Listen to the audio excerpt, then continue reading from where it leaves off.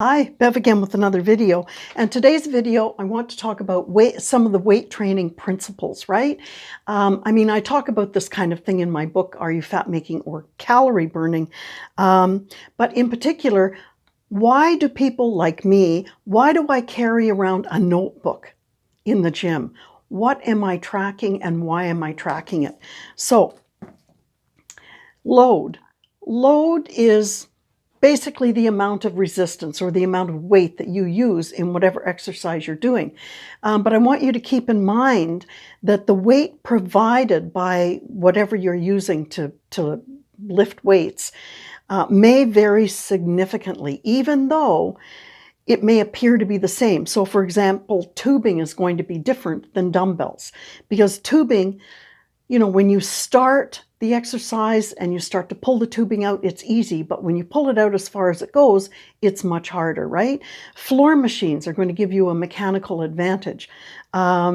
Cables, you may get on a cable machine and it says 50 pounds and you're pushing the weight down, you're thinking, wow, this is a hell of a lot harder than that other machine.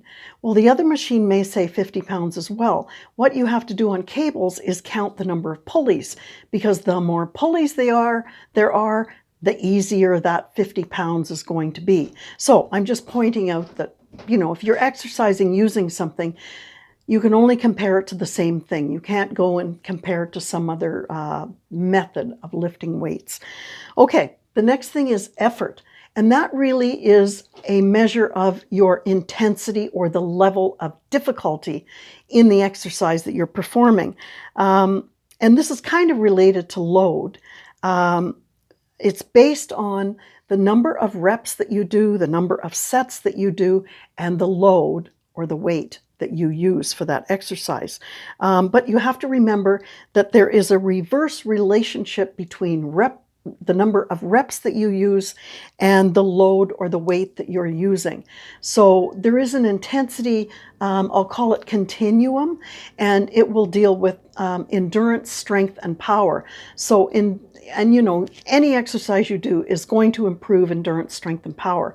But you can stress one of those three more so by doing your weight slightly differently. Endurance is more of a metabolic adaptation, and power is kind of a neural adaptation, and strength is sort of in the middle. So if you're after endurance, and when you think of endurance, you think of being able to do something for a long time, right? Then you're going to have high reps and not as much weight. You may only be lifting 30-35% of your normal weight for more than 20 reps, okay? That's going to increase your endurance more than strength and power. And on the other end of the continuum, power. If you only have a few reps, but you have a hell of a lot of weight, let's say the reps are only 1 to 5, that is going to increase your power, okay? And you usually lift much faster in power because that's a physics equation, right? Power always involves speed. So I'm just saying that the difficulty is spread over a continuum. But basically, the higher your difficulty or your intensity or your effort, then the more muscle fibers you're going to recruit. Okay, there's no getting around that. The next thing is amount, which is the volume of your workload. And so, I might say for each muscle group, you might work it out 2 to 3 times a week, and maybe 18 to 24 sets weekly. So that's volume. And when I'm writing down, I said in my my notebook as I travel between exercises, I'm generally tracking this kind of thing.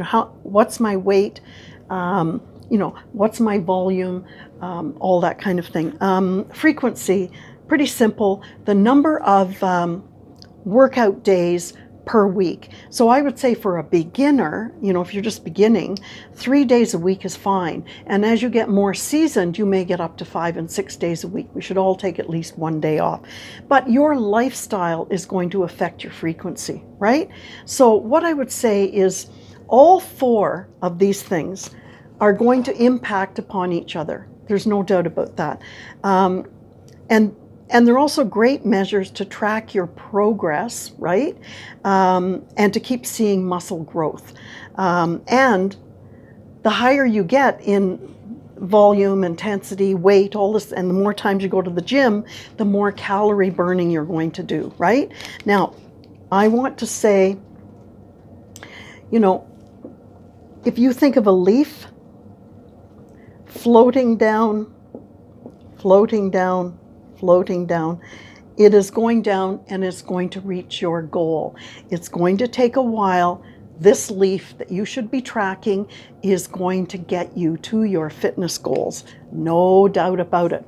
But look like the big boys, carry a notebook and a pen. Okay? So I'll see you in the next video, and don't forget to buy my book. Bye-bye.